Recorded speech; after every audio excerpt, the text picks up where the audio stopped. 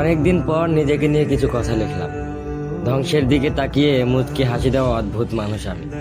হয়তো আমি পাগল, হয়তো অনুভূতির ভিতরে কোনো এক গভীর অতল দুঃখ বাসা বেঁধেছে।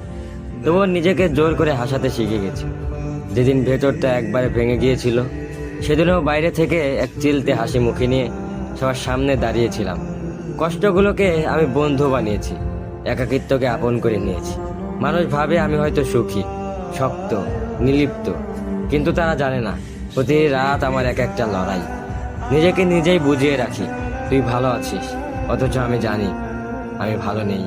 ভেঙে যাচ্ছি প্রতিদিন একটু একটু করে, আর এই ধ্বংস হওয়াটাকে যেন ভালোবেসে ফেলেছি।